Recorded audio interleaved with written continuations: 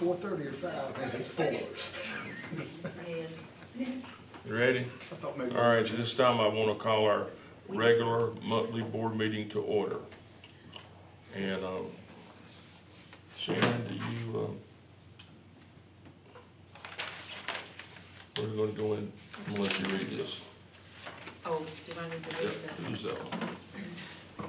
Okay, the Randolph County Board of Education will enter into closed session pursuant to the North Carolina General Statute 143-318.11A1, 3, 5, and 6 to preserve the attorney-client privilege, to discuss confidential personnel matters protected by North Carolina General Statute 115C-319. All right, we have a motion, we have a second, we go into closed session. Second. All those in favor say aye. Aye. Opposed, we're now in closed session. So Dr.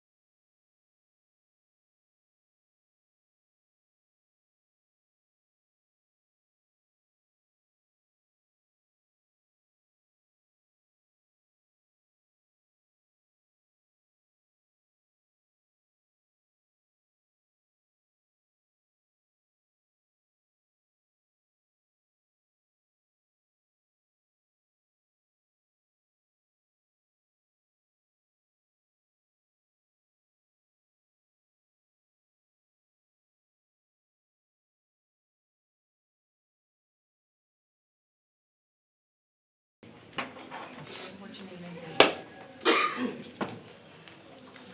We're good.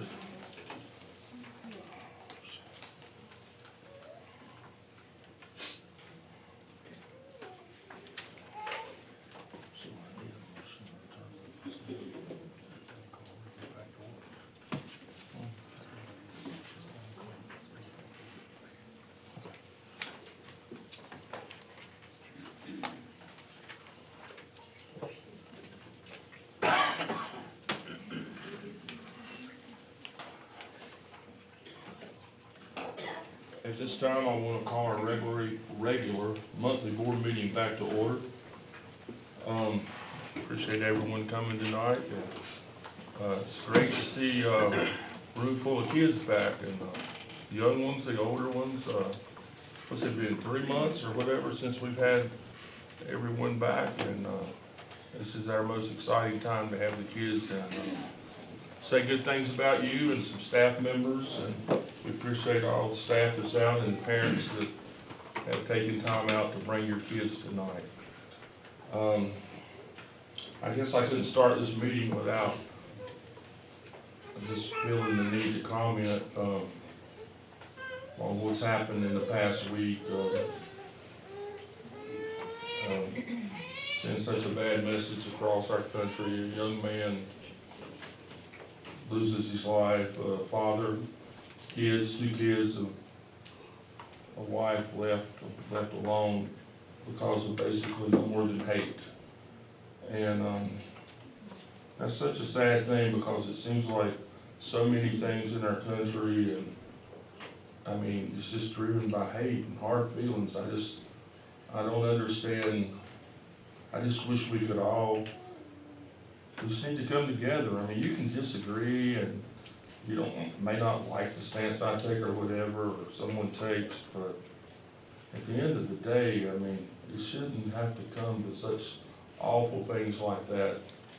It's just a shame. So I would just like to I asked Mr. Burgess to have a prayer for us tonight, but I would like you to do that we pray for hope, pray for something positive to come out of this, and a little less hate in our country, in our local areas and all.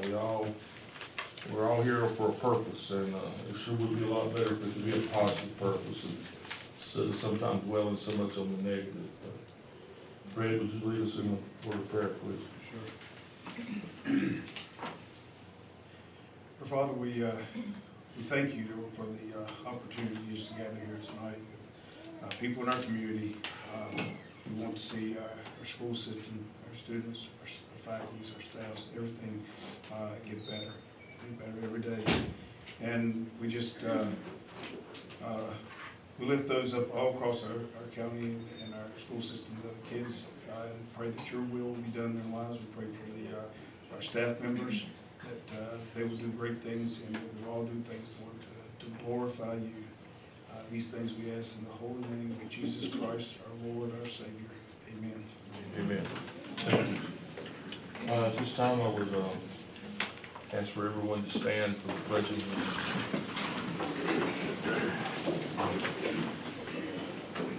I pledge allegiance to the flag of the United States of America and to the republic for which it stands, one nation, under God, indivisible, with liberty and justice for all.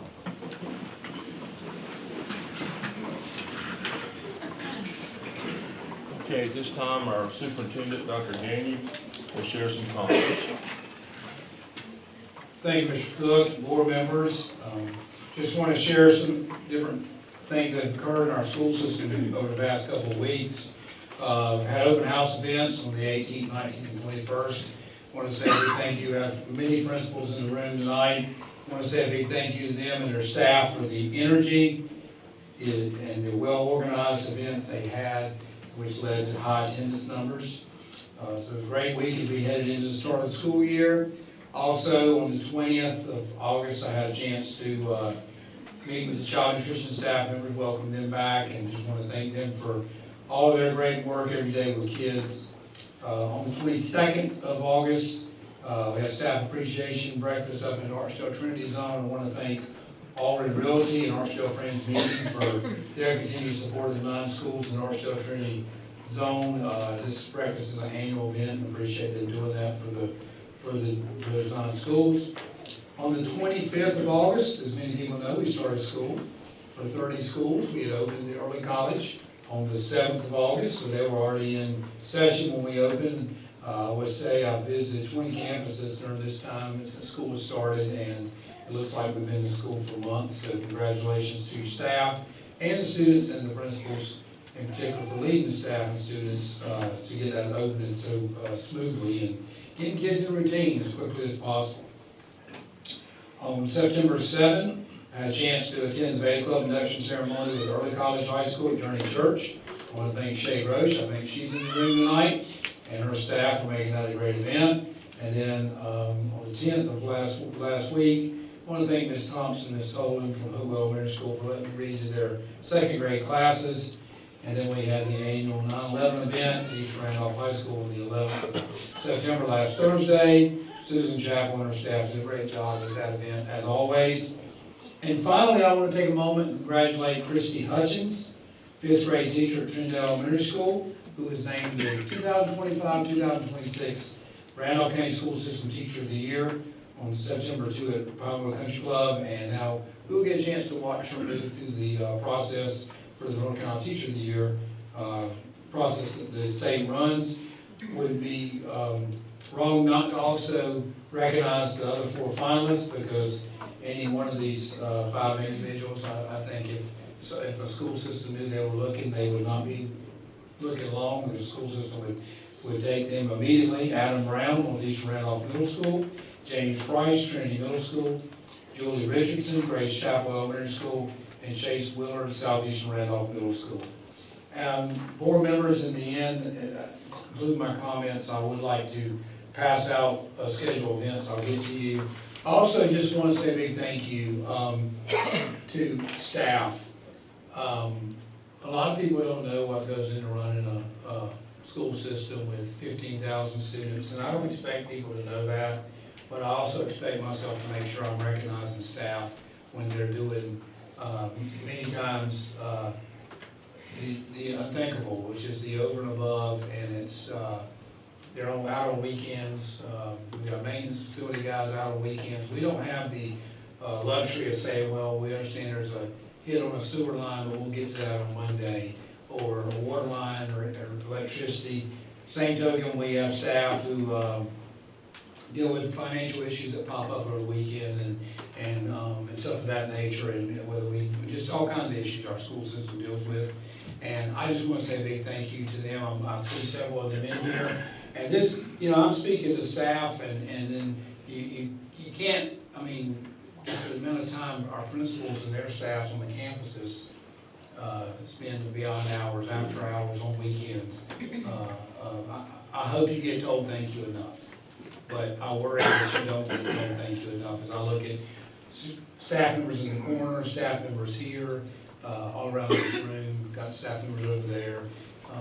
And we're going to recognize some fine individuals tonight in the STAR employees. Obviously, we want to recognize our STAR 3 students, and that's always exciting. But I just ask that as we go through times, we're working through some tough budget times.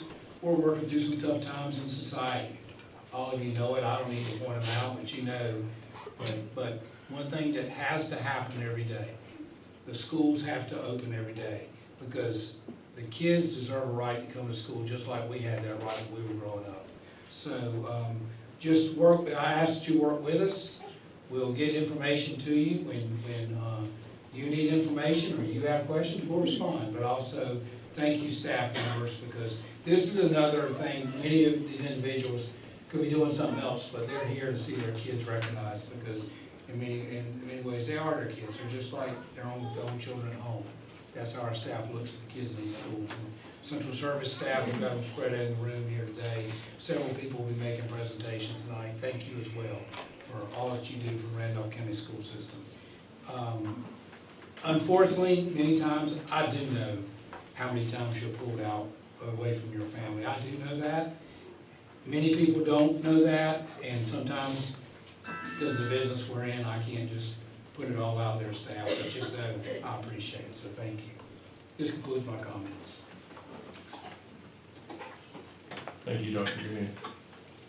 I was thinking you might say something good about me there for a minute, but you didn't. No, we are lucky to have it. You know, when I walk in that back door, most every time before the meeting, you know, and I always used to slipping in the back door, but, anyway, usually there's a bunch of principals and staff members there, and we really are lucky to have the staff that we have. You guys, your heart's in the right place. I mean, I know that it's not just a job, it's a passion, and we're lucky because, you know, we all know, because we do a pretty good job on our budget here in Randolph County. We've done a good job. Thank you, guys. Marty. But some places you could go to make more money, but you chose here, and we appreciate that very much to all of you. So at this time, I need a motion to approve the August 18th, 2025 minutes. We have a second. Second. All those in favor say aye. Aye. Opposed? Okay, so now we're gonna move on to what many of you are here for tonight. It's our recognitions of Miss Amber Ward.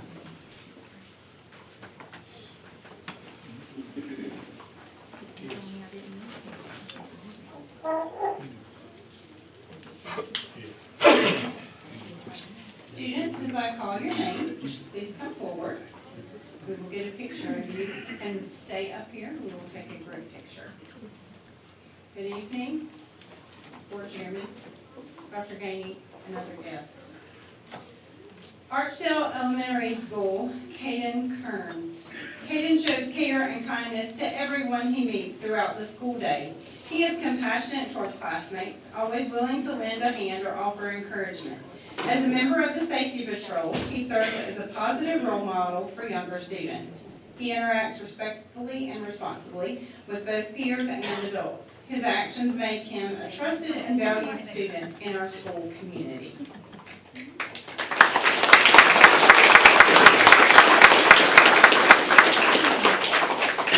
Elementary School, Jordan Powell. Jordan Powell is a shining example of kindness at the Hive. She is always accepting and patient with all classmates she interacts with, treating everyone with respect and understanding. Jordan goes out of her way to help others, even when it isn't easy, and she never gives up on being a good friend. Her positive attitude and caring heart make her classroom and our school a happier place for everyone.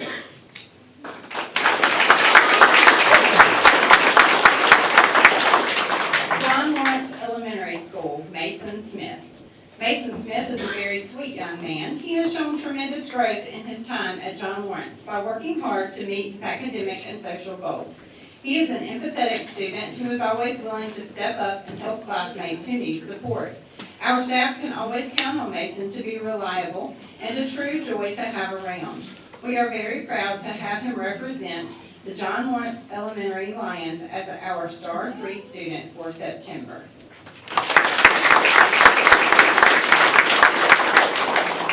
Newmarket Elementary School, Penelope Rohde.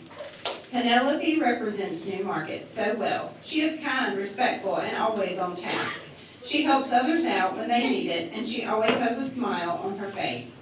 She truly embodies what it means to be a Bobcat on the prowl. Newmarket is proud to have Penelope Rohde as our Star 3 student this month.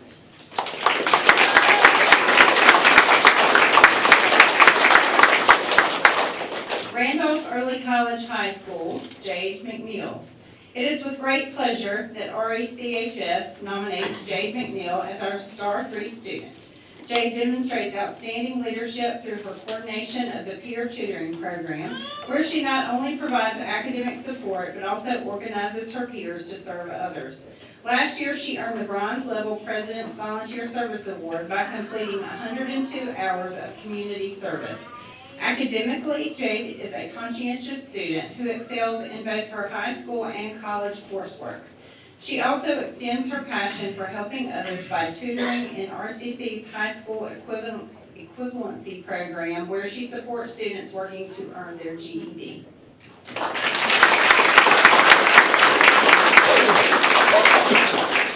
Trindale Elementary School, Caleb Albee. Caleb Albee is being recognized as Trindale's Star 3 student. He is a hard-working student who never gives up, always putting forth his best effort in everything he does. Caleb has shown tremendous academic growth over the past year, a reflection of his dedication and perseverance. He is trustworthy, mature, and can always be counted on to help, whether it's greeting students in the morning or assisting with teachers when needed. Most importantly, Caleb is kind to everyone, making him a true role model for his peers.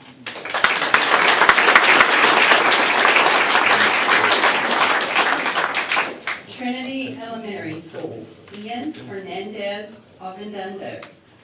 Ian is a shining example of positivity and perseverance. No matter the challenge, Ian approaches every task with determination and a growth mindset. He is a true friend to all, always offering kindness and support, and shows respect to both teachers and classmates.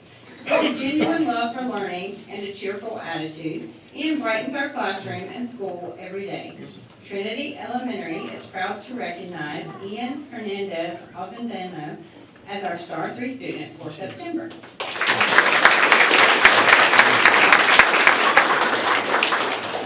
Trinity High School, Giovanni James Dominguez. Gio is a great student that always displays leadership and is a model student on campus. Gio has taken charge of unifying and leading the senior class and making their senior year as special as possible from the start. He has helped coordinate senior sunrise, led student council meetings before school, and began to create posters, frames, signs, etc. And he has demonstrated this leadership throughout his time in high school. The Trinity High School class of 2026 has some amazing things to look forward to, thanks to his efforts to maximize their time this year.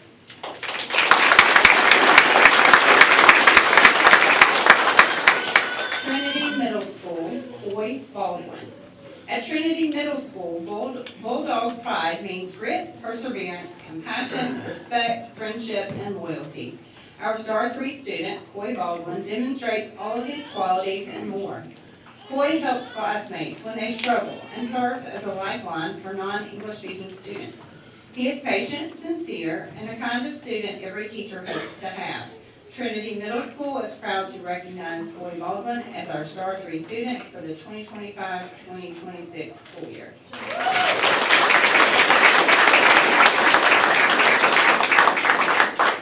Wheatmore High School, Amelia Lang. Wheatmore High School is proud to announce Amelia Lang as our Star 3 student. Since her freshman year, Amelia has stood out by taking rigorous courses and striving for excellence. Her kindness shines through in the way she treats others with respect, empathy, and a genuine willingness to help both students and staff. At Wheatmore, she has played a key role in supporting audiovisual recordings and content, ensuring every detail is handled with care and precision. Wheatmore High School is proud to recognize Amelia as our Star 3 student for September.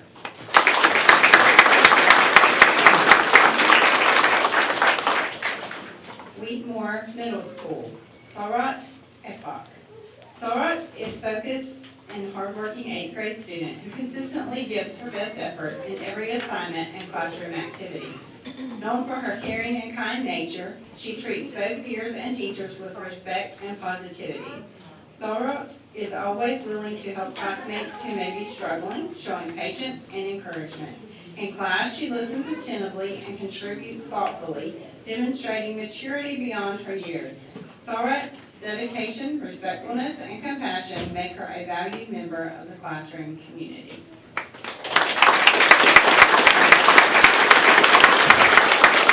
Okay, we're going to take a picture. So the little ones go up to the front, the taller ones get in the back.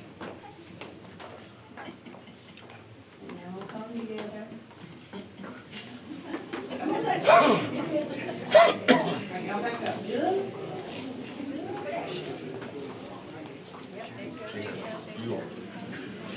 Alright, very good.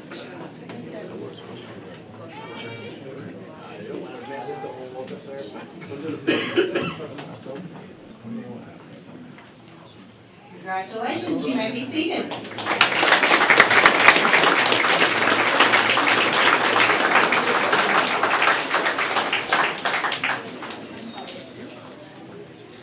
Next, I will present our star employees for September. Staff members, when I call your name, please come forward. We'll take a picture of you and then the group at the end. Archdale Elementary School, Jeannie Lawson. Mrs. Lawson is the kind of person who not only completes every task asked of her, but also anticipates needs before they arise, stepping in seamlessly to keep things running smoothly. She approaches every responsibility with a smile, never a complaint, and radiates a sense of calm dependability. Her belief in students as the future is evident in everything she does, as she invests her time, energy, and heart into their success. Always all in, she models what it means to serve with purpose and passion.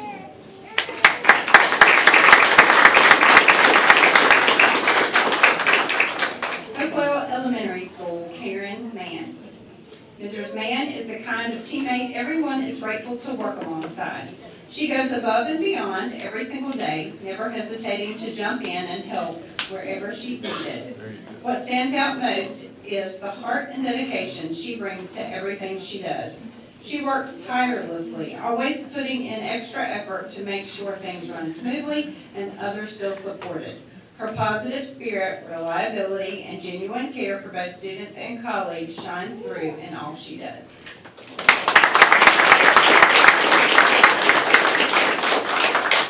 John Lawrence Elementary School, Heather Knight.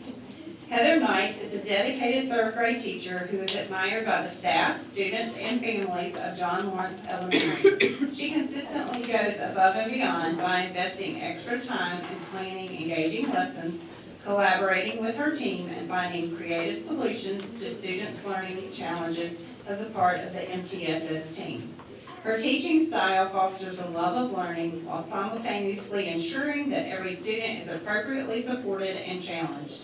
Mrs. Knight is especially gifted at building strong, positive relationships that make her classroom a welcoming place for all. We are honored to have Mrs. Knight represent the John Lawrence staff as our star employee.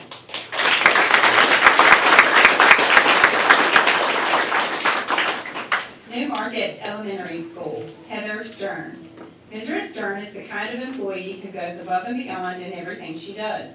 No matter the task, she is always willing to step in and give her very best. She cares deeply for her students, treating each one as if they were her own. Her kindness and dedication help create a classroom where students feel safe, supported, and loved. We are grateful for Mrs. Stern's heart, hard work, and lasting impact she makes every single day, and proud to have her represent New Market as this month's star employee.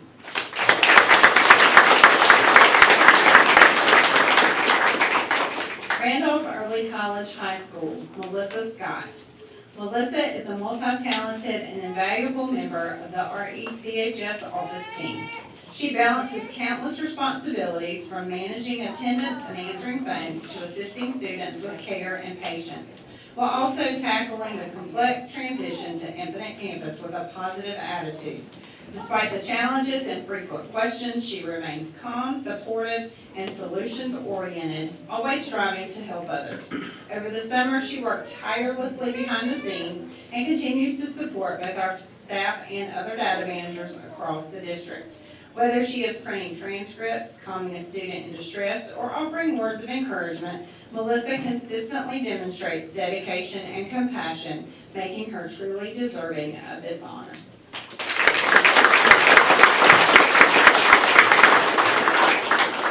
Trinity Elementary School, Sherry Idle. Sherry Idle is being recognized as the star employee for Trindle Elementary for her hard work and dedication. She has worked tirelessly to transition the campus information system, ensuring a smooth process for staff and families. Sherry even dedicated her summer and weekends, sacrificing valuable time with her family to make sure everything was ready for our students and staff. She never gives up, even when faced with endless tasks and new challenges to learn. Her commitment to supporting her colleagues and the school community makes her truly deserving of this honor.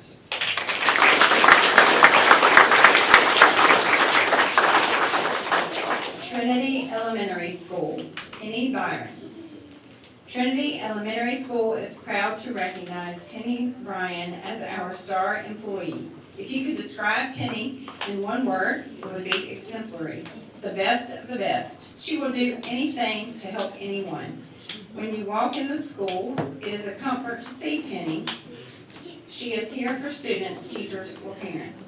When parents call the school, if she isn't available, more often than not, people will ask, "Where's Penny?" She is irreplaceable.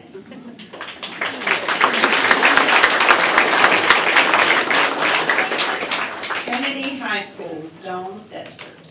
Ms. Setzer constantly goes above and beyond expectations. Ms. Setzer has jumped right in to motivate our staff all summer. Ms. Setzer has made it her mission to foster and encourage a positive sense of community and a resilient spirit.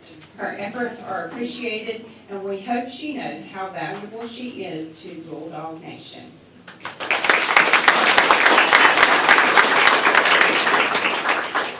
Trinity Middle School, Stephanie Bean.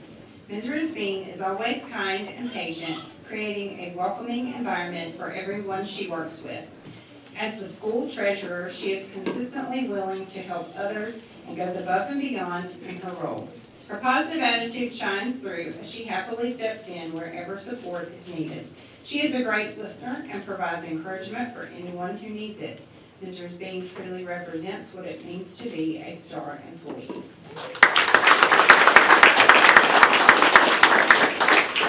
Wheatmore High School, Emily Leach.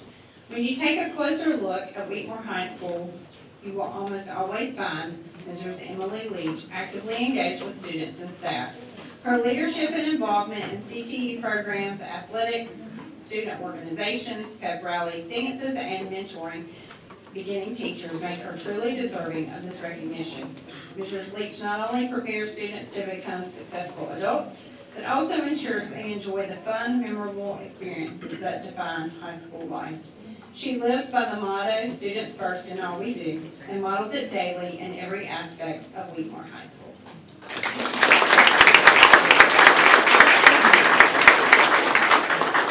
Wheatmore Middle School, Lena Turner. Lena Turner is a dedicated seventh grade teacher who has exemplified strong leadership on both her grade level team and student council. She brings positivity and kindness to every interaction, creating a welcoming environment for both students and colleagues.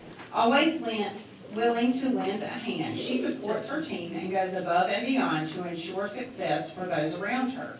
Students are naturally drawn to her caring nature and her infectious laugh, which brightens the classroom and builds lasting connections. Her leadership, compassion, and enthusiasm make her an invaluable part of the school community.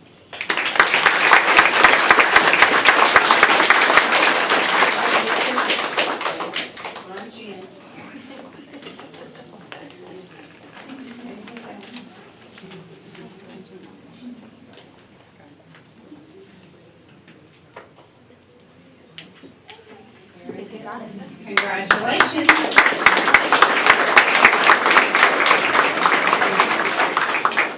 You are free to go.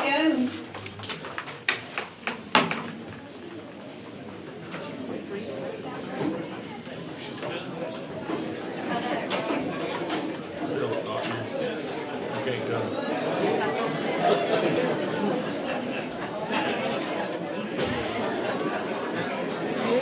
And that may have been,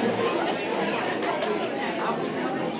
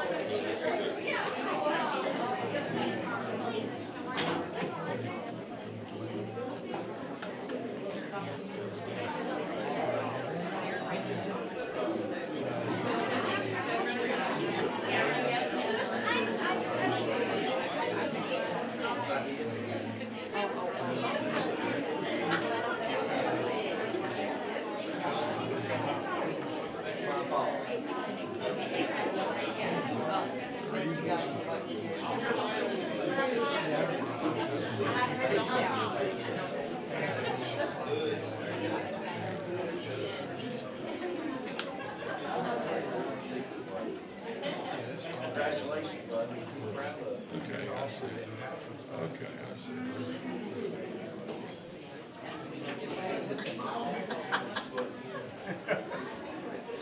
Deputy President Wynn. Hang on your wall.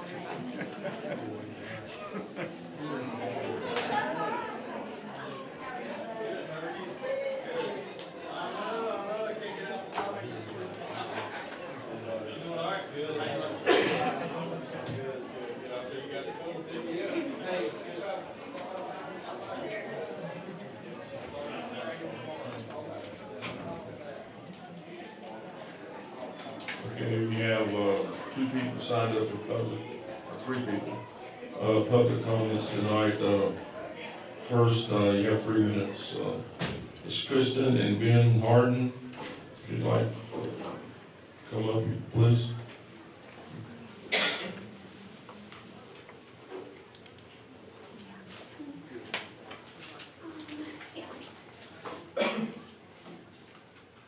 Just a little, before we get started, just information that we're going to go over that you'll want to see as we speak.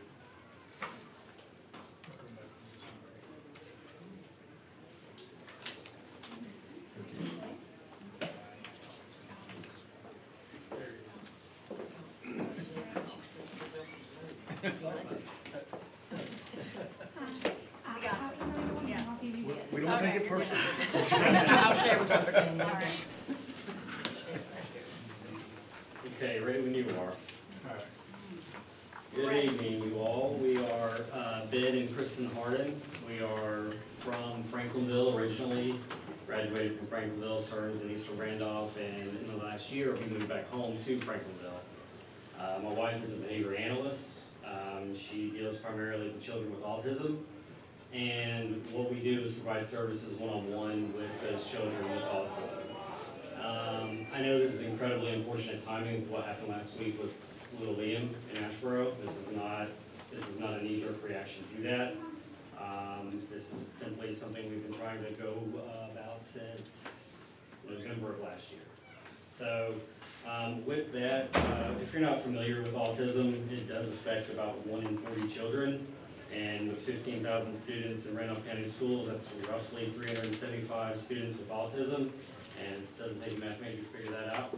But that's the situation we have now. And what our message truly is to provide services, and really anybody in this field, not just our business, anybody in this field to be working with these students in the classroom one-on-one as part of their services that they are receiving from insurance.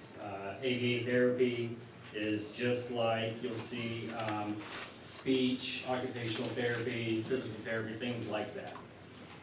So ultimately, what we know we need to do is have this memorandum of understanding with whatever school our clients are in, so that we can go in and provide the services.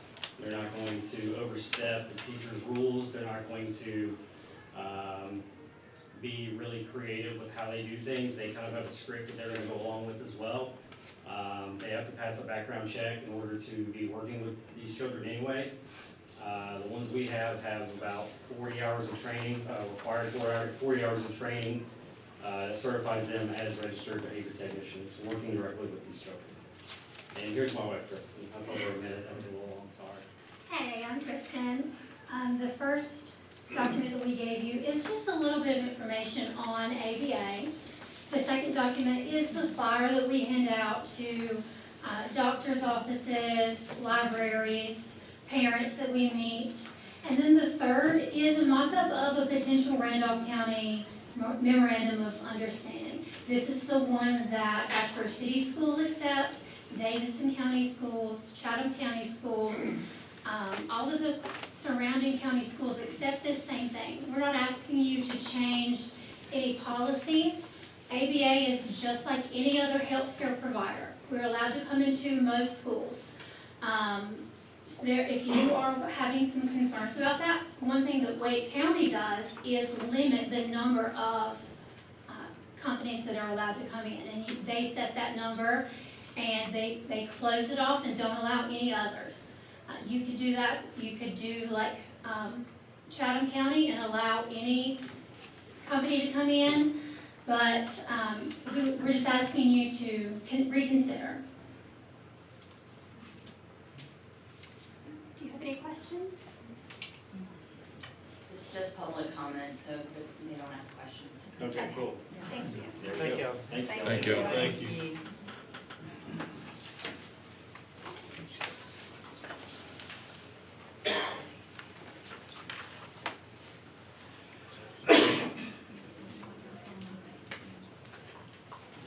Okay, Tracy Smith.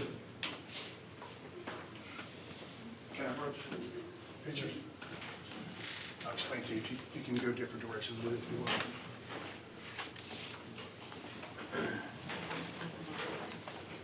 My name is Tracy Smith. I live at 387 Sheffield Avenue, just outside of Randleman, a block or two. I frequent the main street of Randleman. To give you a little background, I'm a law enforcement veteran. I retired, moved to Randleman for that very reason, to have a safe place to live. I couldn't deal with Randleman anymore. A little background is I'm not going to go into politics, but I have little faith in the police chief there. I brought this problem up. It's feeding stuff into the schools now. The problem with the drug house across the street from the Randleman Elementary School. If you look, I gave you some pictures. The drug house has been there for several years. It has not been taken down. It's the housing authority for seniors. There's 8 to 10 people who live in one house, one small one-bedroom apartment. There are 4 cars there at nighttime, every single night. If you look at the pictures, there's probably 10 chairs stretched out in front of the front door. It's so much, they've got another lounge area inside of the house. My concern is, it being a drug house, if you speak to the principal, the staff members, my big concern is, if you look at the pictures, if you've got the front door of this drug house, which is 10 people living in it, you go by there at school hours, during school, you can throw a baseball and hit where the kids get in line to school every single morning. If every one of you that's went down Main Street, took that drive on, was it Swamp Street, turn, and you see where the kids get in line, you see that drug house. That's my concern. It is a bad spot. I have personally gone by and seen people, young kids, tweaking out the lawn. It needs to be addressed, because and I did address this with the city council, the last 2 monthly meetings with the police chief there. Nothing's been done about it. It's gonna have to stop. And my concern is, since I'm making it, documenting it, it's gonna be documented. I try to tell the city of Randleman, I have no faith in them. They just blatantly made out the fact that the chief has been double dipping, making $207,000 a year, $17,000 a month. The alderman, it came out this week. We had a big meeting with the city meeting Tuesday night. We were concerned why city employees are mowing yards. The alderman he actually spoke up, said that was me. I pay employees during the time on lunch hour, using all the city equipment to mow the yards. I can't do that, I'm sorry, and I know my time is almost up. But look at the pictures. The kids actually are in line. If you think it was 521 kids at the school, all the personnel, they go in, they go out. So that's 1,000 sometimes a day they look at that one drug house. If you just go, all I ask you to do is meet with your principals, your staff, and say, is this a problem? And he'll tell you, yes, it is. And my biggest fear is, you do not want, and this is the reason I'm saying in the public, and I'm telling you, you do not want a drive-by during school hours, especially when there's children in the line, and that's exactly what you're gonna get. That's all I'm gonna say. I appreciate your time. Thank you. Thank you. Appreciate you.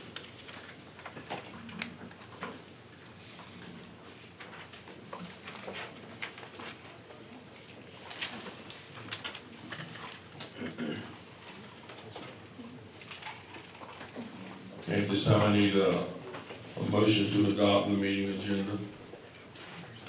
So moved. Have a second? Second. All those in favor say aye. Aye. Opposed? Okay. Dr. King.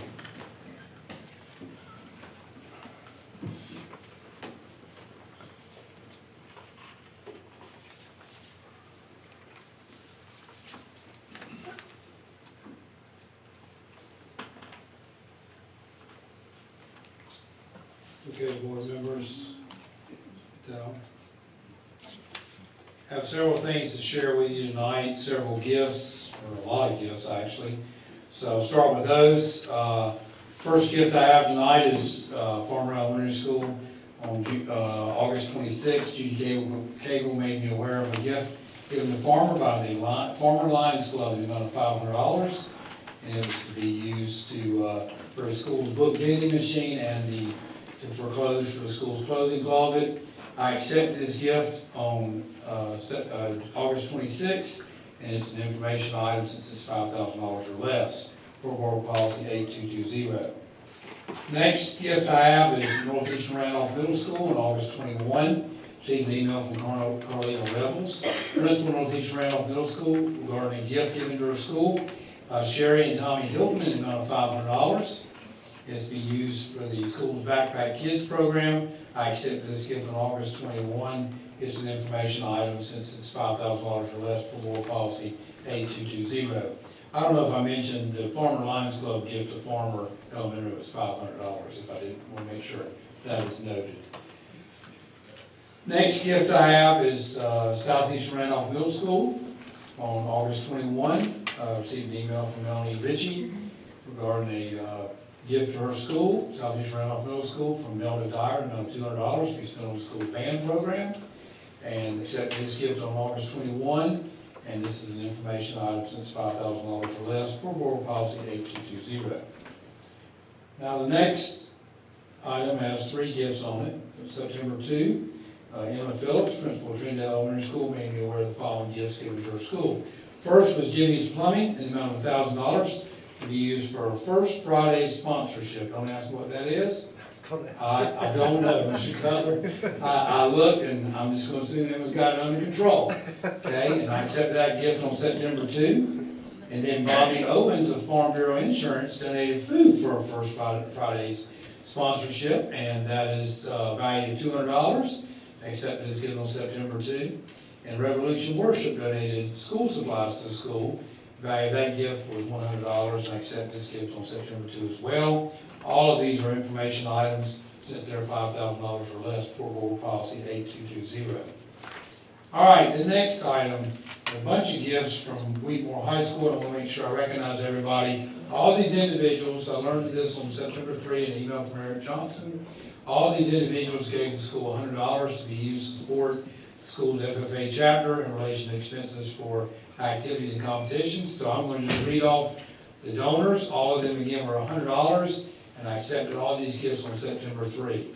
Scott and Sherry Williams, Bluegrass Lawn and Land Management of North Carolina LLC, PB&J, Gary J. Yantz Machine Company, FFA Alumni Supporters, Garrett's Towing and Recovery, Giggles Pet Spa, Paws and Claws,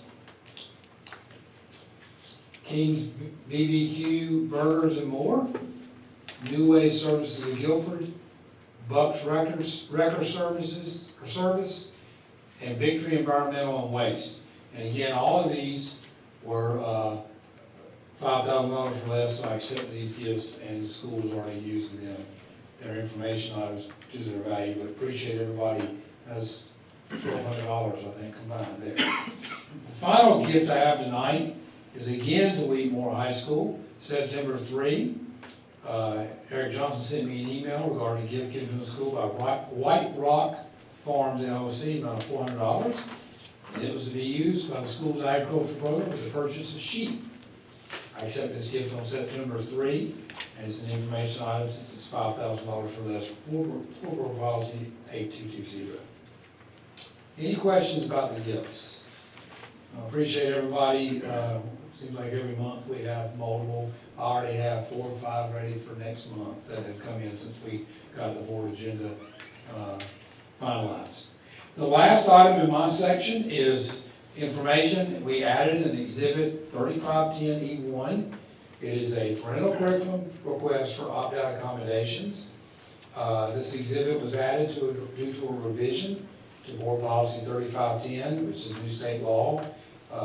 A new state law led to that revision, provide an opt-out of certain, whether it be discussions or activities in classes that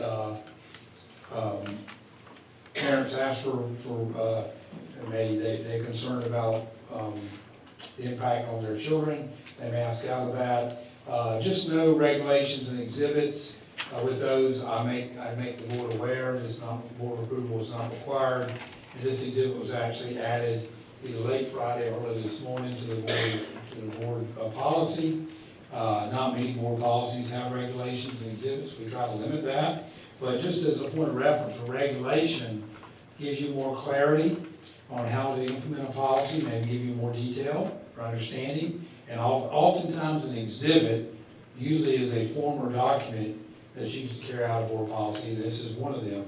I'm going to flip over just for a second, so because you probably thought, well, he didn't give much of an answer on 3510. So this is part of this policy is the first reading, the revision, and what it says in there is a student or student's parent or guardian may object to a specific classroom discussion or activity or assigned reading.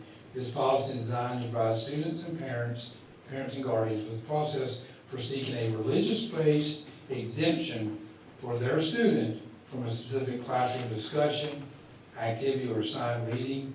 To the extent practical, students, parents, and guardians will be notified in advance of upcoming classroom discussions, activities, and assigned readings. So simply, if you go down that policy, it's one that we have tonight on first reading. When you go down, it says any request for an exemption should be submitted to the superintendent or designee in accordance with the following guidelines, and the request must be in writing. That's what this form is going to provide, is a form for someone to put in writing, and the request, as it says, must be specific to the discussion, activity, or read and explain how it would impose a substantial burden on the student's religious beliefs or invade the student's privacy by calling attention to the student's religion. And that is, all of that is in the new state law that was passed in 2025 legislative session. So we saw that revision to that policy because of state law, and we felt like there was the need for an opt-out form to help parents and give them, instead of trying to get more clear any requests they had for accommodations. Any questions? Were we supposed to have a copy of that form or not? I have one. I did bring some if you like it. I typically don't include them, but I did make them in case somebody wanted them. So I have one for them. Would that be up there right Once we get past the second reading, which is next month. Remember, policies go first reading, second reading. So the only time you would waive the second reading is if we got something, received something that was pressing and we didn't have time to turn it around. Well, and because of state law, if a parent or student wants to opt out while the policy is pending, this form enables them to do that. Okay, any questions about any of the information items? Okay, thank you, Ms. Cook. Thank you.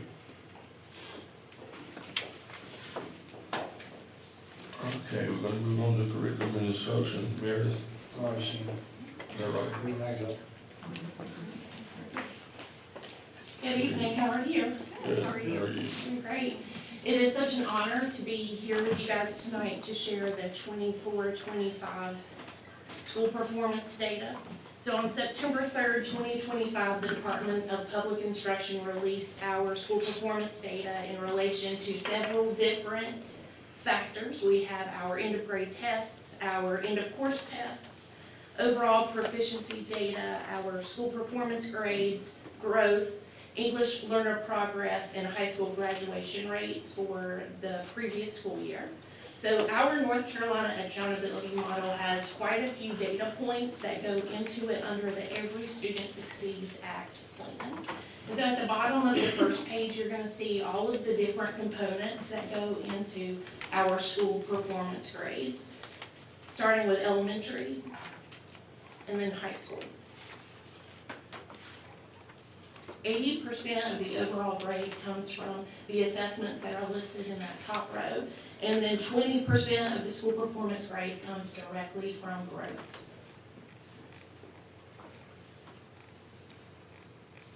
So both for our state subgroups and all of our federal goals, we have a list of subgroups, and data is provided for those subgroups as well. And so here in Randolph County, you will see data for all students, American Indian, Asian, Black, Hispanic, 2 or more races, white, economically disadvantaged, English learners, and students with disabilities.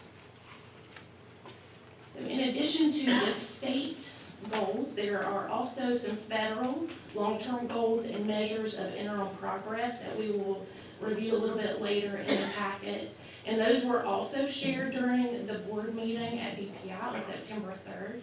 And those are some very ambitious goals that are set by the state to help us in closing the achievement gap between those same identified subgroups.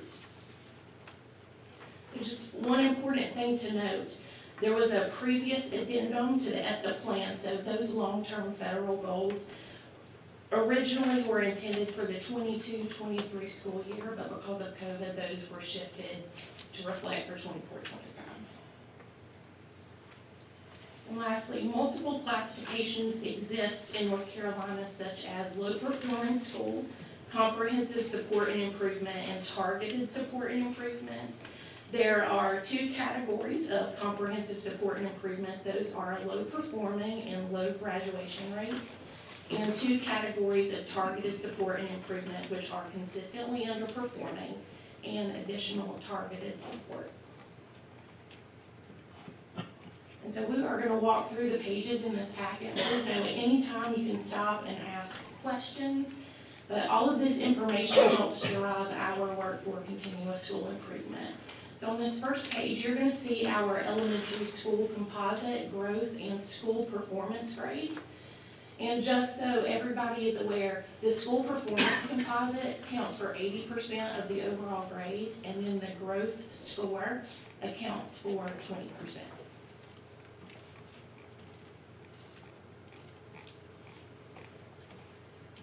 On the next page, you'll see middle school and high school composite growth and school performance grades.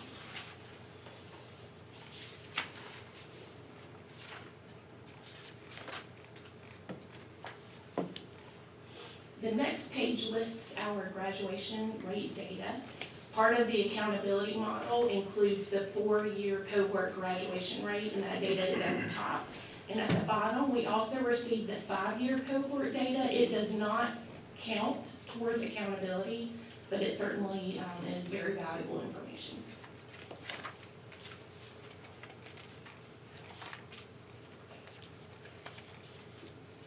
So all schools that have enough students that fall into a subgroup, you're going to see on that next page the school performance grades. Everybody has an all, and then for the schools that have enough students, you have the subgroup score and grade. And on the next page, you're going to see that same information, but this is going to reflect the growth for each subgroup.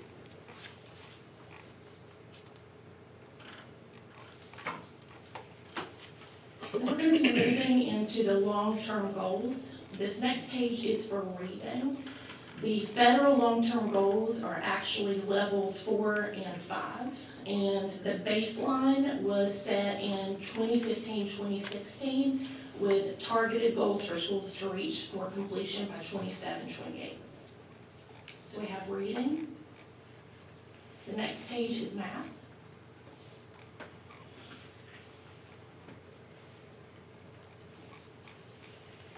The 4-year cohort graduation rate, long-term goal, so just our high schools. And then the English learner progress long-term goal, that is measured by the WIDA access testing that we do each spring. And if any school is blank, that just reflects that there are not enough students tested in that subgroup to be reflected there.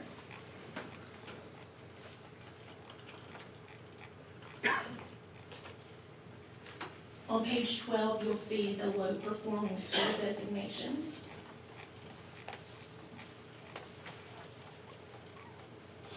And And then moving into the federal labels, the targeted support and improvement. So this next page lists consistently underperforming subgroups, and to be identified there, the subgroup would receive a score of F overall, 2 out of the last 3 years.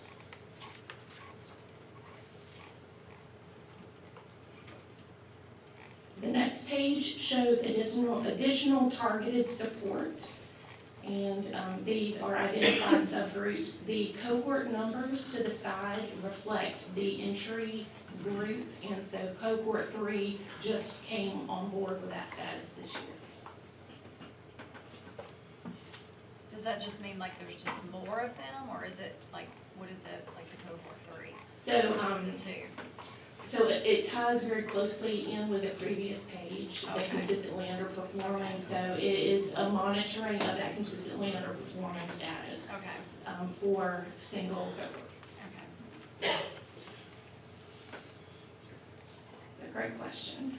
And lastly, you have the memo that just summarizes student performance in Randolph County for the 24-25 school year.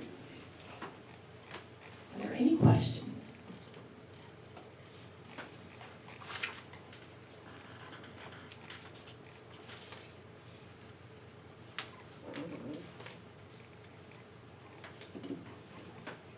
Thank you, Meredith. I wanted board members, just have a lot of work to do, but we made a lot of progress this year.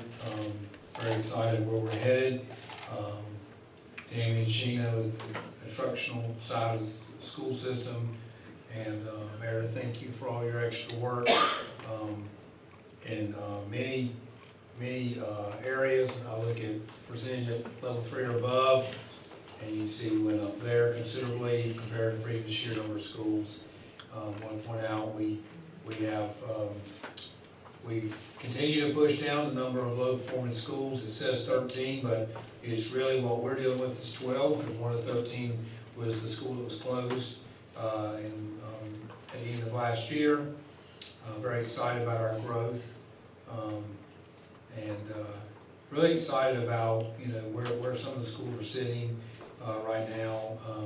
I think 4 to 13 low performing, we're 1 point away from getting out of low performing, and it's got schools that have increased their number grade by 11 points and 12 points. That's a pretty hard process to get out of. When you have a 15-point window, I mean, we have 2 schools, 111 and 112 increased their number grades and couldn't get out of that range.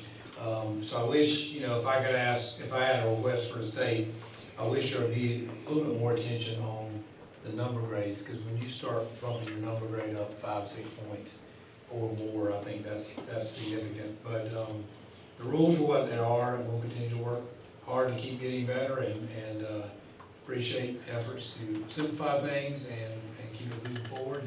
And I can say instructionally, but then I'm going to look back and Andrea, we are so far our staffing numbers, the number of vacancies we have, which will play into this very, very seriously as we move forward. Just as a point of reference, board members, we have 88 positions open, classified and certified together. That number was 127 1 year ago on the 13th of September. We have 19 certified positions, only 12 of which are classroom teacher positions that are vacant. And so we haven't been here. We have we have 6 EC teacher positions. Last year this time, 1 year ago, we had 19 open, and last year, we had 3 EC positions open. Last year this time, we had 11, and regular core classroom positions, we had 6 open, and last year this time, we had 19. So I think this has become a very strong team effort, and it's good to have this as a kickoff as we head in 25-26. Meredith, appreciate all you've done with schools, make sure they knew where they were, because we have a lot of good things going on, and very proud of the principals and their staff and staff here at Central Office that have been working so hard. I mean, Andrea, I'm sorry I wasn't watching very closely all summer, comparing until we got there in August. I thought that number looked really low, I mean, getting teacher positions filled is important. We're still struggling in some areas, but that's where it starts. We've got a very strong teacher in the classroom, we got a chance to help kids get better, so. Have you had any, people like from other counties that may have lost a job come this way yet, or? We were talking about that leadership today. We have not seen that per se at this point, not anything definitive that we know, but, you know, our principals are interviewing as hard as they can when they have a job that opens up. And HR is posting as soon as they can, and just trying to work as hard as we can together to keep it as simplified as we possibly can. And I want to say I've seen a lot of staff members in trainings in the last month, and I've been very excited to watch their response to the trainings. I was sitting in one on Friday afternoon 2 weeks ago. I sat in for about an hour and a half, and you know, you wouldn't have known it was Friday afternoon anymore. You would have known it was Monday afternoon. They were engaged, and that's what it's going to take to keep moving forward from where we are. So very excited. Have a lot of work left to do, but very excited about where we are. Well, these schools is just one point away. I mean, that could really be exciting next year. But that could, you know, that you're talking. We have 12 low performing. We could easily have been at 8. Same token, we have 3 schools that were one away from being a B. I have some schools that I watch a lot of things, and you know, I want to point out some schools, but if I point out one, I'm going to miss 2 others. But there's a high school, middle school combo that got out of low performing, and got way out of low performing, and I just appreciate the staff of both of those schools continue to work hard. We've made some changes in some areas, but when you see a staff at a school work hard and it's not coming out of low performing, if your heart doesn't tug for them, then you're not being realistic. And so I know some staff members at several schools are very excited. Got some schools that maybe they're still low performing, but there's things to celebrate, because what I look at, I want to see, did the percentage of kids at level 3 or above increase? Okay, that's 1. Did they get growth? That's 2. Did they move the numerical grade up? That's 3. Letter grade up, 4, and then early low performing, that's 5. And we have some schools that are low performing but hit multiple of those other areas, and I'm very proud of that, because the only way you're going to get better is to keep working at as much of it as you can. So is there, like the early college, you know, last year was an A, this year is an A or whatever, but is it more difficult for a school like that to meet growth? I mean, they exceeded growth. Is it harder for that school to exceed growth? Without getting too far in the weeds, You gotta dumb it down for me. Yeah, every student can grow, so we actually, as a state, use EVOS as an education value-added system. And without getting too far into statistics, even our highest learners are able to grow based off of where they are from one year to the next. And so we have so many schools that really dig into those student projections and all of that data, and are making just wonderful decisions to help grow. So is it more difficult, or it's the same no matter what your previous score was, you think? I think every type of learner can have its own challenges. Oh my And gosh, so man, they you are should be on doing the a great board. job. You should be on the board. You just sit here and talk and didn't answer a single question. You know, they do a great job. I don't know, Mr. Burgess, I don't know if it's more difficult for a child at level 5 to grow than it is for a child at level 1. I know my first school, the growth problem in that school was the AIG students were not growing. In fact, in those days, we only have 4 levels, and what people didn't realize was those children at level 4 were getting very, very, very close to being at level 3 because they weren't growing. So the dynamic or the process is designed to look at each child where he or she is.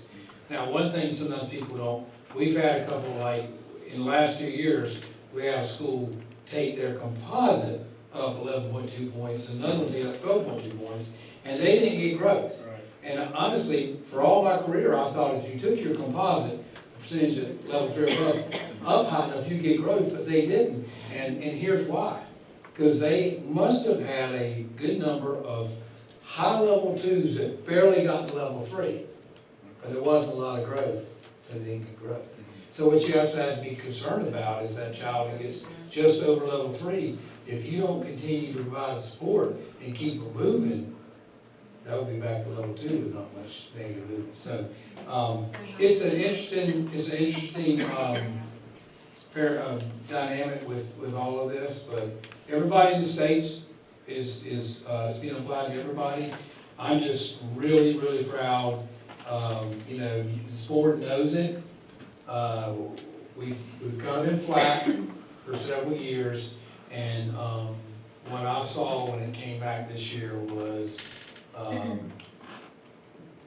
lot of memory of when it wasn't flat, when it hadn't flattened out, because, you know, and I don't think anybody would say that they had the same results coming right out of the pandemic, because I'm not using that as an excuse by any means, but we had to reestablish a baseline, which almost took us all the way back down to where we had been in 12, 13.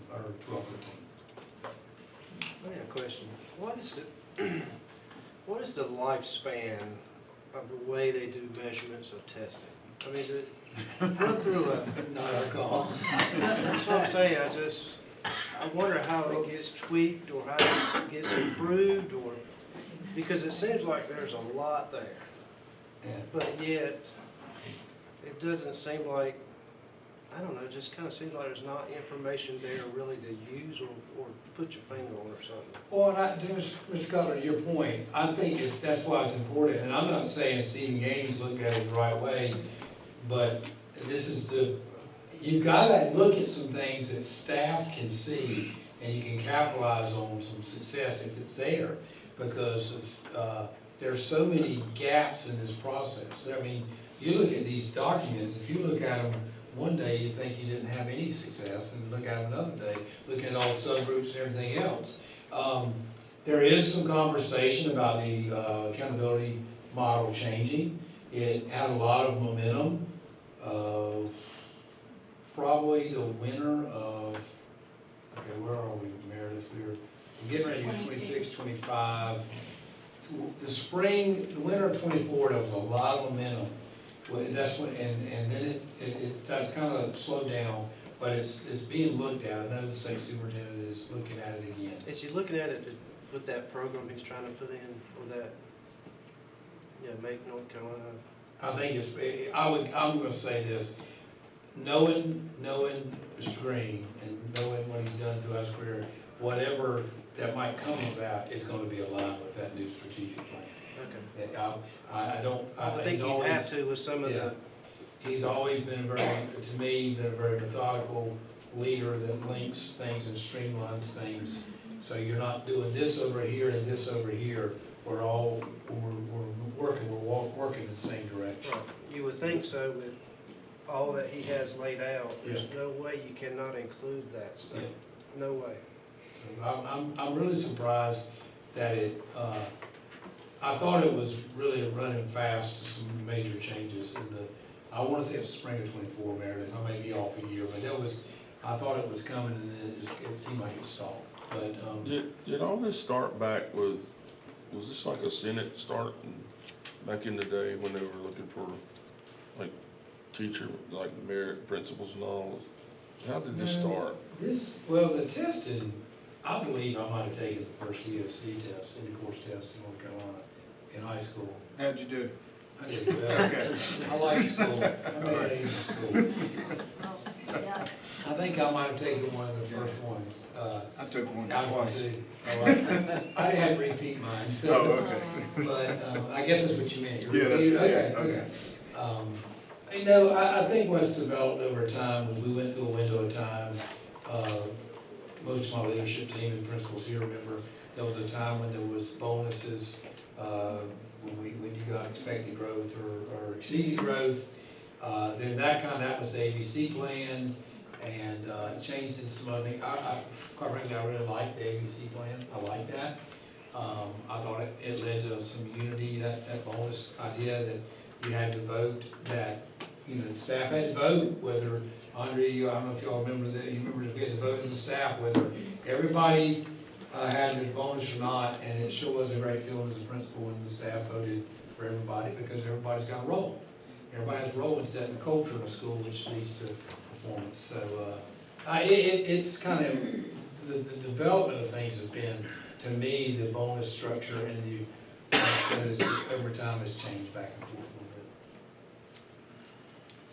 Thank you. Thank you very much. Thank you, Meredith.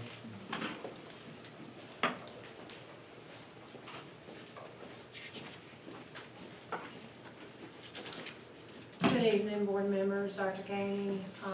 I come to you tonight to present 3 grants, 2 right now and 1 later. We're going to start with the Donors Choose Grant for Trinity Middle School. Per board policy 8220, any grants under $5,000 must be presented to the board for information. Tony Tricarico, a physical education teacher, is responsible for submitting this grant to Donors Choose in the estimated amount of $778.32. The grant purchased volleyballs for the physical education classes. And remember, Donors Choose sends you the actual items, not the money. So that's why I say in the estimated amount. The second grant that I'm going to present to you tonight for information is the Thomas Tire and Automotive Extra Mile Grant. Randleman Middle School received this grant in the amount of $500 on September 2nd, and it will provide funding for supplemental classroom materials, including books, notebooks, incentive charts and stickers, and some notebooking accessories for the teacher's class. Ms. Cranford, the 8th grade English Language Arts and Social Studies teacher, was responsible for submitting this request. Are there any questions regarding these grants? See you again in a few minutes. Thank you, Beth. Thank you. Board members, just so you know, you've seen Beth do some things in the board meetings. She's been helping us with ramps as we've made some adjustments, as we've frozen some positions with budgets, and we've reassigned, taken on some other assignments. And Beth, thank you for stepping in and helping us with the grants. All right, good evening, board members. Tonight I bring to you the monthly reporting contracts that are $50,000 or more, and this is per board policy 6420. For September, we had 1 contract, it's Bayada Nursing, which is EC contracted services for nursing in the amount of $80,000. Thanks, Marty. Thank you, Marty. Okay, Mr. Brinkley. Good evening, board members. The Randolph County School System has been approached about naming the Southwestern Randolph High School weight room after J.B. and Claire Davis. The Southwestern Randolph Weight Room Renovation Committee noted Mr. and Ms. Davis were instrumental in the success of the weight room project, and that they have always been an advocate for the Southwest Randolph High School students and community. Additional information regarding the request is listed in the attached memo, and the request is to name their weight room the J.B. and Claire Davis weight room. Per board policy 9300, naming facilities, the board may not take action on the request until the next board meeting. I'll be glad to answer any questions you may have about these requests.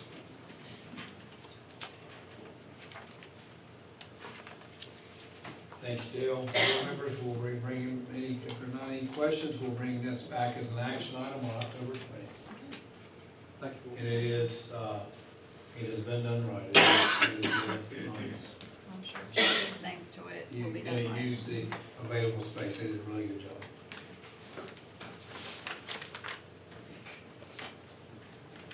Okay, at this time, we need a motion,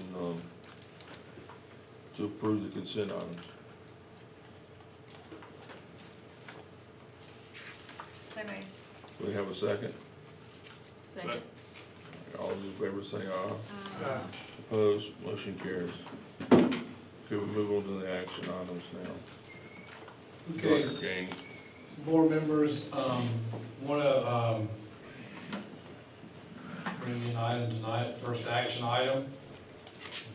See if I can find it, hold on a second. So I'm bringing this to you a little early, because it got moved early last year. We had to, used to bring it in October, I think, Beverly. And last year, the due date was before we got to our October meeting, so I decided to keep it going. We just got the form, have submitted now the due date's back, but we already had it on the agenda. But we need to identify 44 voting delegates from the Randolph County Board of Education at the annual North Carolina School Board Association meeting in conference in November, as well as an advocate, as well as a alternate. So 4 voting delegates and 1 alternate. So I'll open the floor and you're an alternate. Okay, Ms. Whitaker has put herself as an alternate. I'll accuse myself. Can I ask a question? Last year we had a conflict and we did We not. did, what happened? We didn't had go. a meeting. We had a meeting, something come up. Did we have a meeting the first year I If was you- on the board? We usually just go, I'm just gonna throw it Todd out walked there. out, son. We usually go out there and we just go to the park where you go in and I guess the assembly Can we get meeting. him a paddle Yeah, and we vote, okay? to vote? They won't let you do it. Remember that time you went Yeah, out and y'all weren't registered? Yeah, I mean, no, we go, we're registered, we go in and we listen. Yeah, you know where I'm going with it. It is not our cup of tea. So we didn't even go last year. And our because vote it was usually, I mean, you conflict, know what, so it's we need to such, go this year. it's such a waste of time. That's my question. Should we- They survived last year, guys. I mean, you guys, I mean, we didn't go last year, should we go? I figure you nominated me while I was in there. I just We- saw we- Randy. You're all first. Somebody tried to, I'm not gonna say You're what. all there. You have to pay to go, right? How much does it cost? We don't, Do we have to Beverly, pay? we don't, Beverly, there's not a charge to go, is there? Yes, don't you have to pay registration fee? Oh, they charge you to leave. There I is read something where we have to register Well, them it's for the $2.50 a delegate person. assembly, but I don't think we have to do we used to have to register You the don't. whole day. But do we pay? Well, We we pay. always had to pay, but What do we pay to go to that, any I idea? said, let's cut that out of the budget. I've been doing don't nothing. care. According to the budget shortfall. They just have to do the same stuff. How about we see the Dale? Senate. Make you honorary board member. Last act. Yeah. November, yeah. Hey, you bought your truck and camper yet? Since you retired. I didn't take my right here. Alright. I think there is a fee now to think about it. I think there's Send two. me as the You think it's free? Is there, if we don't go, is it Oh, it's $250. is there any? Is there fines? Here's what I'd suggest. It I- says, Let us look into both the fees and also if there is some kind of forfeit of your membership if you don't go, since the deadline is not till October now. Is that what you said, Dr. Dean? That's what the form that we received So, today. do you guys, my suggestion would be table this and then we can advise you whether this is something, if you don't go, what happens? Because maybe nothing happens and it doesn't matter. What if I just I give you don't know. $50, say I'm going?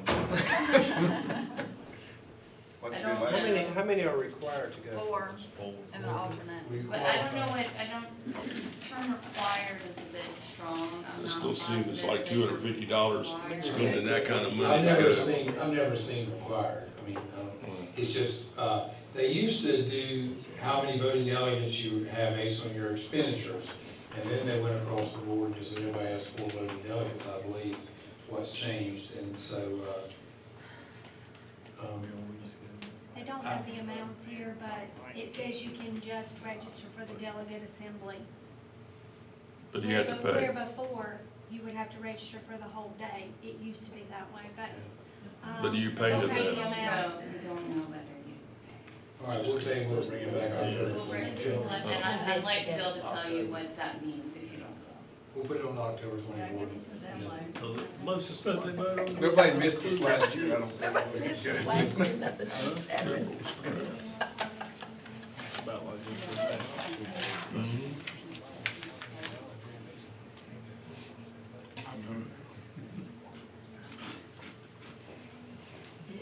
All right, so board members, I've moved it to October 20, you'll see it again. So Ms. Whitaker, right now, we will not put you down as an official alternate, okay? It'll have to be approved later, so. You and Todd. Next month, y'all. when I Y'all got 2 votes in. Looks like your first hand, two paddles. Looks like your first thing you will make. All right, Beth. Good evening again. Per board policy 8220, anything over $5,000 requires board approval. So I'm bringing to you tonight the Career and Technical Education Grade Expansion Grant from the Education and Workforce Innovation Commission. Dr. David Cross is responsible for submitting this grant in the amount of $65,000. It was awarded on August 22nd, 2025, and this grant is used to fund or to help fund to support one of our current middle school career development coordinators. This position ensures middle school students have documented career development plans, which is a requirement now, and supports school staff with facilitating these plans. So it's being presented to you tonight for final approval for acceptance per board policy 8220.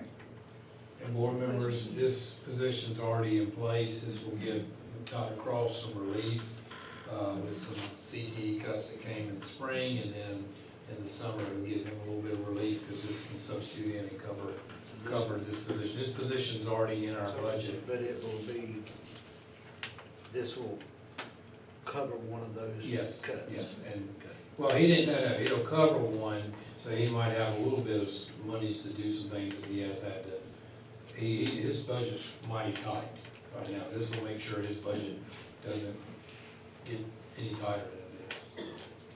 We've got both, we have to have two of these with the state requirement with the career development plans, having been going without. David's continued to move towards this with the two middle school career development coordinators, because it's, whereas every high school has their own, this is two to cover all schools. We were doing these career development plans before they were required, and so that's, we've been working at this for a while at middle school level. Assuming you don't get something like this again next year, it's not something you would, Bank on every well, yeah, you wouldn't assume we would have to cut that position. This was in the budget this year, though, we wouldn't have to. This is cut just gonna give him positions some, next year. a Just little give bit him of extra relief, Okay. but this is, he had it in the base budget to begin with. It's not count- In other words, we're not counting on it coming, because we didn't know it was gonna come. And it is a competition grant. She, Is it a new grant? No, it is occurred before. But the workforce innovation, there's workforce innovation and there's another grant in conjunction with it. They're both competitive grants.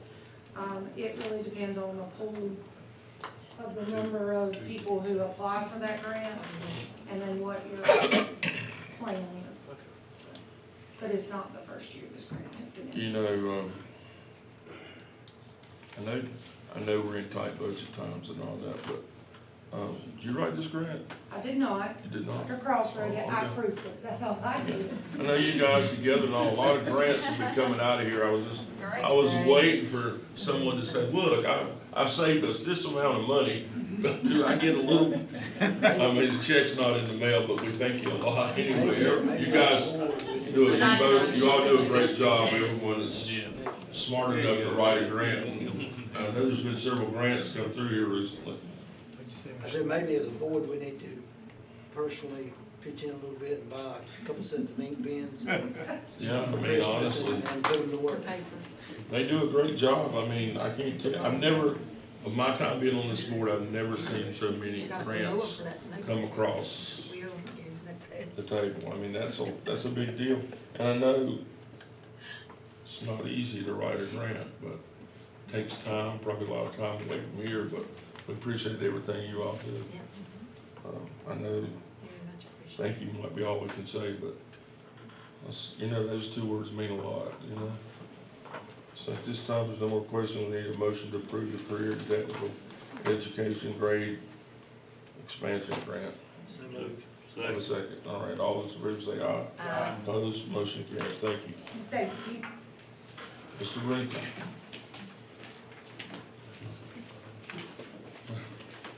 This has become really easy. All right, board members, tonight I am requesting that a board member be appointed to serve on the calendar committee for work on the 27 and 28 calendar. The committee meeting schedule is listed on the memo for your reference, and I'll be glad to answer any questions you may have about the committee or the calendar process. Was this a two-way street last year? Yeah, I mean, Sharon and I are like, we You're do like, this I mean, a I lot. know you guys, it's just like teacher of the year. Sharon has already said, please, please, if you have anything to do with that, I want that job. And I can feel it here tonight that Shannon and Sharon is saying, we love doing this. We partnered up last time and we made it work. Yeah.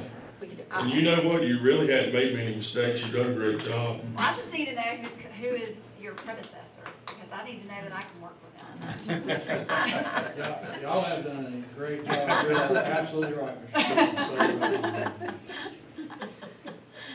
But I don't mind, I do not mind being on it again. Yeah, and I don't either. So, So if I can't make it, then Sharon can, and vice versa. We work well, so we make it Yeah, work. We we can tag team, good. I done it one time and everybody hated it. And Unless you, somebody and really, I- really, really wants to do it. And I think you guys realize that, or you realize, it's the message has been sent.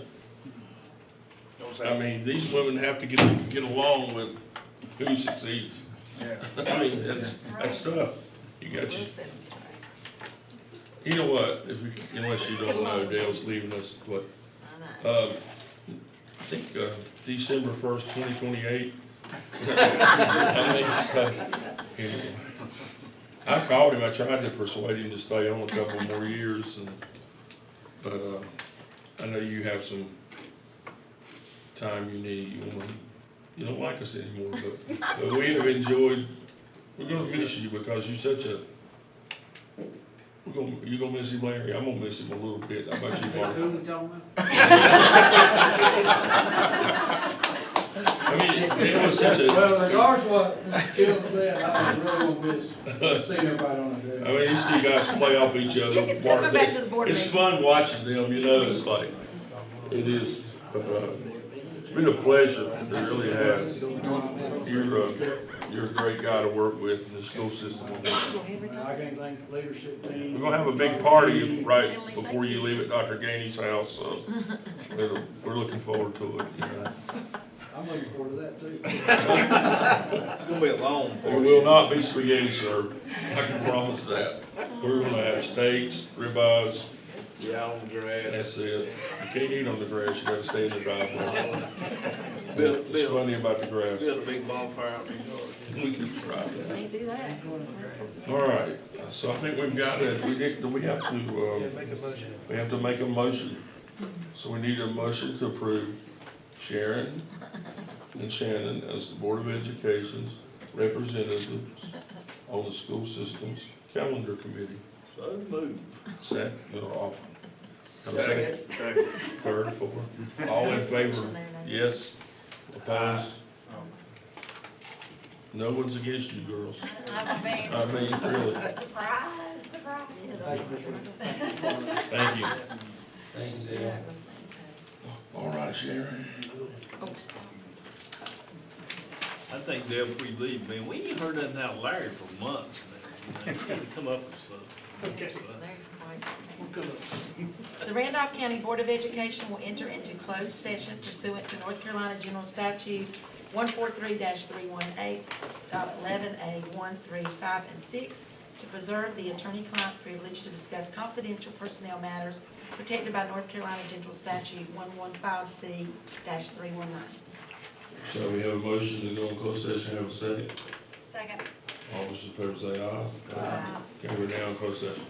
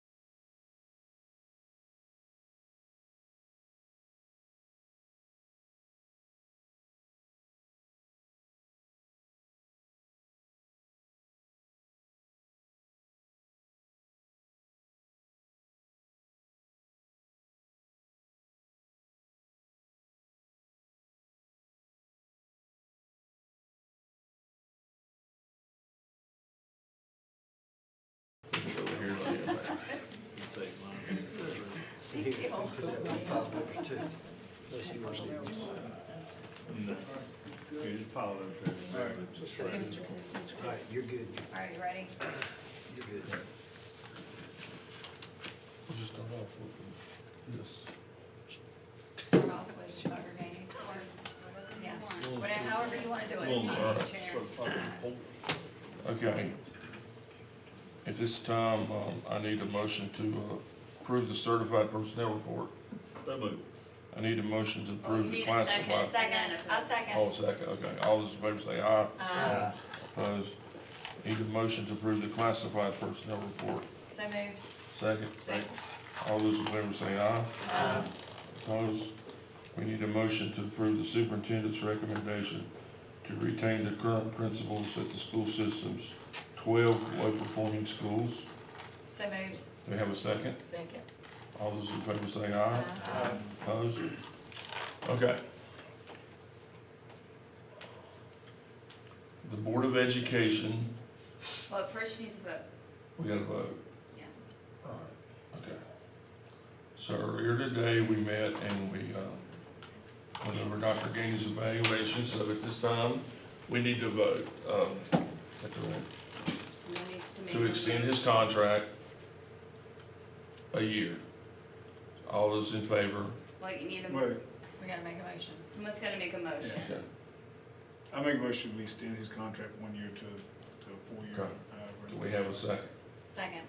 All those in favor say aye by raising your hand. Opposed? It's unanimous, 7-0. So we have a statement that we came up with.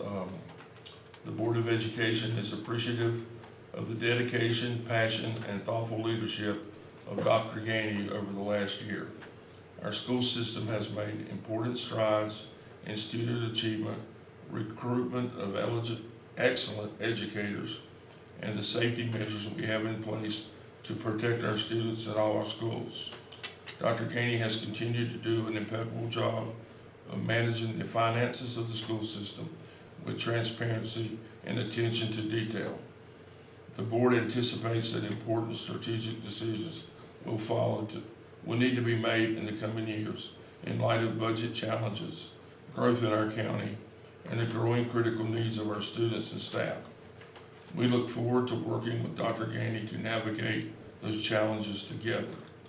In appreciation for Dr. Gainey's hard work and diligence and anticipation of the continued work with him, we have extended his contract to June 30th, 2029, the maximum time allowed by law. All right. So, is that it? Make a motion, we Need adjourn. a motion to adjourn. Second. All those in favor say aye. Aye. Opposed, we are adjourned. And I'll watch that up. It's all good. We're all just really tired. Anybody need a copy of this,